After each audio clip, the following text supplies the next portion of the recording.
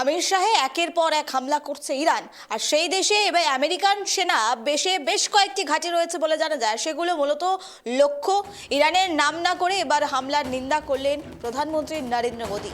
আমি শোকাহত, আমির শাহের প্রেসিডেন্টকে ফোন করলেন তিনি, নাম না করে ইরানের হামলা নিয়ে নিন্দা প্রধানমন্ত্রী নরেন্দ্র মোদী। অত্যন্ত গুরুত্বপূর্ণ একটি খবরের দিকে কিন্তু নজর রাখছি আমরা, যেখানে গতকাল থেকে আমরা দেখেছি যেভাবে আমেরিকা এবং ইসরায়েল একসঙ্গে একত্রিত হয়ে ইরানের ওপর হামলা চালায়, আর সেই হামলায় মৃত্যু হয়েছে খামেনির। এরপরের থেকেই কিন্তু খামেনির অনুগামীরা, সমর্থকরা এবং ইরান সরকারের পক্ষ থেকে আমেরিকান সেনাঘাঁটিগুলোতে হামলা চালানো হয়। আর সেই হামলার প্রতিবাদে কিন্তু আমরা দেখেছি এক এক জায়গায় বিক্ষিপ্তভাবে আন্দোলন, প্রতিবাদ। কিন্তু এবার সেই ঘটনার প্রতি কিন্তু মুখ খুললেন প্রধানমন্ত্রী নরেন্দ্র মোদী। তিনি এবার এই ঘটনার পুরোটার নিন্দা করলেন। পশ্চিম এশিয়ায় যুদ্ধে যেখানে আগুন, সেখানে আমি শোকাহত, আমির শাহের প্রেসিডেন্টকে ফোন প্রধানমন্ত্রী নরেন্দ্র মোদীর, নাম না করে ইরানের হামলার নিন্দা করলেন প্রধানমন্ত্রী। ফোনে সংহতির বার্তা ভারতের পক্ষ থেকে।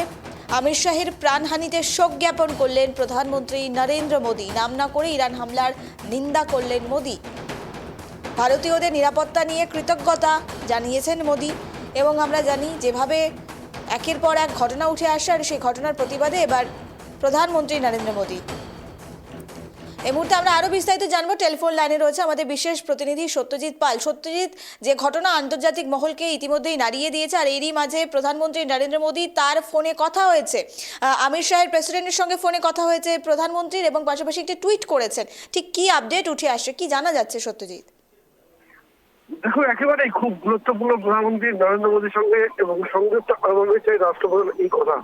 তার কারণ এই মুহূর্তে যে যুদ্ধে, মধ্যপ্রাচ্যের যুদ্ধ চলছে, সেই যুদ্ধ কিন্তু প্রত্যেকটা দেশের স্বার্থের একটা লড়াই আমরা বলতে পারি। তার কারণ যে খনিজ তেলের ভান্ডার, সেই খনিজ তেলের ভান্ডার কোথাও যেন নিজেদের স্বায়ত্ত কামানোর জন্যই কিন্তু লড়াই করছে। এবং অন্যদিকে ইসরায়েল যেটা বলছে তা হচ্ছে ইরান পারমাণবিক শক্তি দ্বারা হয়ে উঠছে, এবং এই যে পরপর স্বার্থ, সেই স্বার্থই কেন্দ্র করে যুদ্ধ। এবং দেখো, আরো একটা গুরুত্বপূর্ণ হচ্ছে সৌদি আরব এই যুদ্ধে কেন জড়িয়ে গেল। যুদ্ধ চলছে ইরান এবং ইসরায়েল, আমেরিকা, অথচ সৌদি আরব, দেখো বিশেষ করে এই মধ্যপ্রাচ্যের যে দেশগুলো, ইরান, ইরাক বা জর্ডন বা সৌদি আরব, কুয়েত, কাতার, প্রত্যেকটা দেশে কিন্তু আমেরিকার সামরিক ঘাঁটি রয়েছে। অর্থাৎ এই দেশগুলো কিন্তু আমেরিকা একটা অত্যন্ত গুরুত্বপূর্ণ ভূমিকা রয়েছে। এবং ইরানে যে হামলা চালানো হয় ইসরায়েল এবং আমেরিকার পক্ষ থেকে, ইরান কিন্তু তার পাল্টা হিসেবে এই সৌদি আরব, কুয়েত, কাতার, এই সমস্ত দেশে কিন্তু যে আমেরিকার ঘাঁটি রয়েছে, সেই ঘাঁটিগুলোকে হামলা চালাচ্ছে। এবং এখানে একটা বড় প্রশ্ন, সত্যজিৎ, তোমার কথা স্পষ্ট নয়। এখানে যেটা গুরুত্বপূর্ণ হয়ে উঠছে তা হচ্ছে যে আমেরিকা এই হামলা, আমেরিকা যেখানে এয়ার ডিফেন্স সিস্টেম ছিল, তা সত্ত্বেও এই হামলাগুলো কেন হলো, এটা বড় প্রশ্ন। তাহলে কি আমেরিকা কোথাও গিয়ে দেশগুলোকে যুদ্ধ জড়িয়ে দিল? এটা কিন্তু অত্যন্ত গুরুত্বপূর্ণ প্রশ্ন।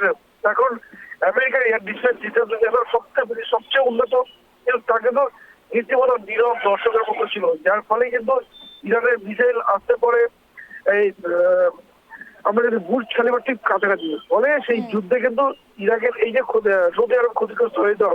এবং ভারতের সঙ্গে সৌদি আরবের বাণিজ্যের বৃহত্তর চুক্তি হয়েছে, ঠিক সেই জায়গায় দাঁড়িয়ে কিন্তু প্রধানমন্ত্রী সৌদি আরবের পাশে থাকার ব্যাপারটা, অর্থাৎ সংযুক্ত আরব আমিরাতের যে সংযুক্ত দেশগুলো রয়েছে, সেইখানে কিন্তু ভারতবর্ষে একটা বিরাট চুক্তি হচ্ছে ব্যবসায়িক ক্ষেত্রে। এবং সেই জায়গায় দাঁড়িয়ে প্রধানমন্ত্রী তিনি সৌদি আরবের পাশে থাকার বার্তা। এবং আরেকটা যেটা গুরুত্বপূর্ণ হচ্ছে, দেখো এই যুদ্ধে ভারত কিন্তু বরাবরই শান্তির পক্ষে বার্তা দিয়ে ইউক্রেন, ইসরায়েল, ইরান যুদ্ধের ক্ষেত্রেও।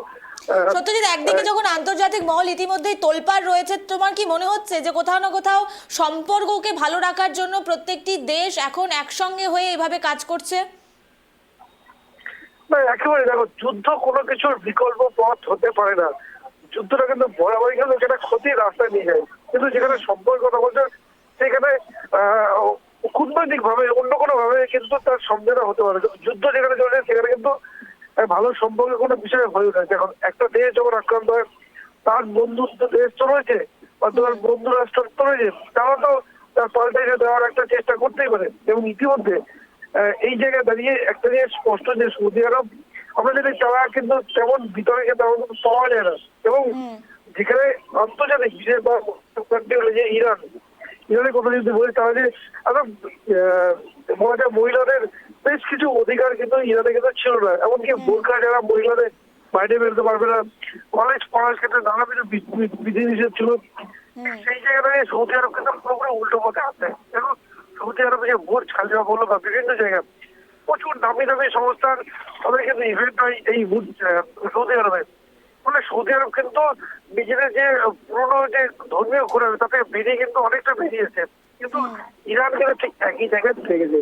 আর ঠিক সেখান দাঁড়িয়ে এই পরিবর্তনটা কিন্তু ইরানের একটা অংশের মানুষও কিন্তু চাইছিলেন। অর্থাৎ এই যে আয়াতুল্লাহ খামেনির মৃত্যু, একদিকে যেমন ইরানের একটা অংশের মানুষ আন্দোলনে নামছেন, তারা কান্নায় ভেঙে পড়ছেন, ঠিক তেমন অন্য সেটা ইরানে কিন্তু উৎসাহ কিন্তু হচ্ছে, ব্যাপক উদযাপন হচ্ছে এই খামেনির মৃত্যু।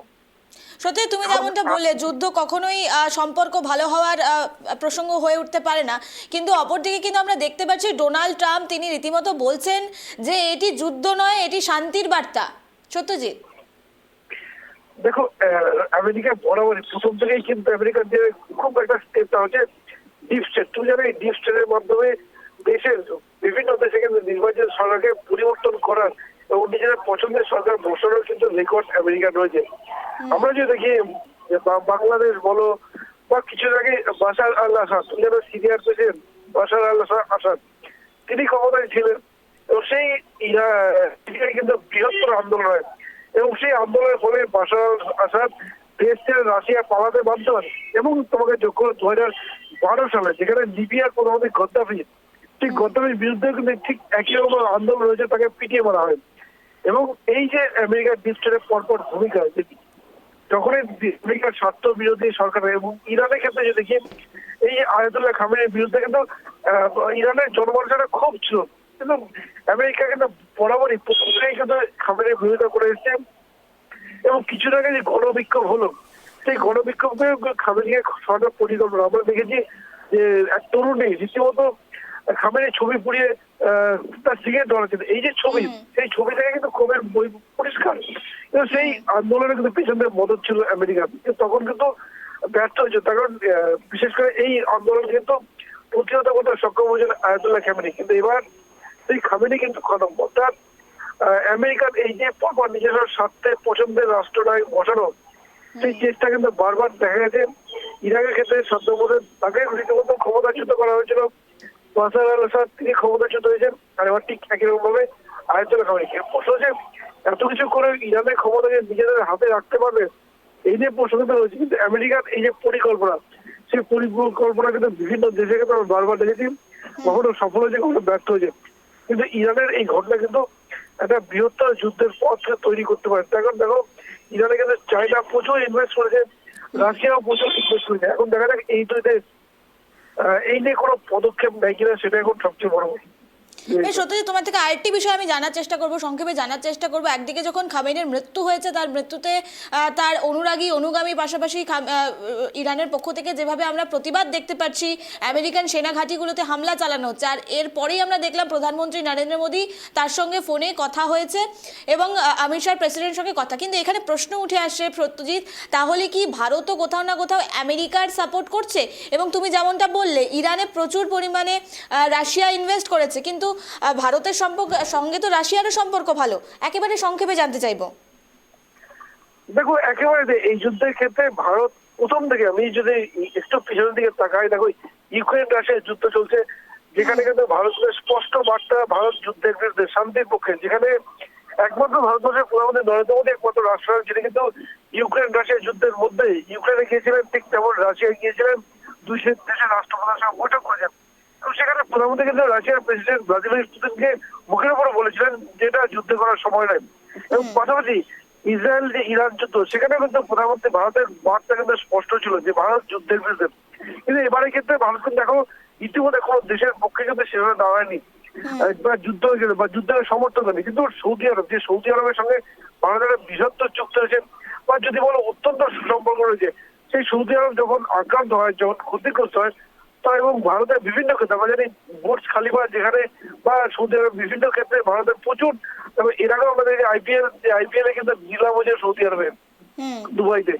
ফলে এই যে ভারতের পক্ষে ভারতের সংস্কৃতির সঙ্গে একটা জড়িয়ে গেছে, সেই জায়গায় সৌদি আরব যদি ক্ষতিগ্রস্ত হয়, তাহলে সেটা ভারতের ক্ষেত্রে একটা বিরাট ক্ষতি বলা যেতে পারে। বেশ বেশ সেই বেশ জায়গায় ধন্যবাদ দাঁড়িয়ে- সত্যজিৎ, অসংখ্য ধন্যবাদ আমাদের সঙ্গে থাকার জন্য। যে খবরের দিকে নজর রাখছিলাম, আমির শাহে এবার একের পর এক হামলা করছে ইরান, যেখানে খামেনির মৃত্যু এবং তারপরে আমেরিকান সেনা ঘাঁটিগুলোতে হামলা, আর সেখানে কিন্তু এবার ইরান আমির শাহের ওপরে হামলা করছে এবং প্রধানমন্ত্রী নরেন্দ্র মোদী সরাসরি ফোনে কথা বলে পুরো ঘটনার নিন্দা করলেন।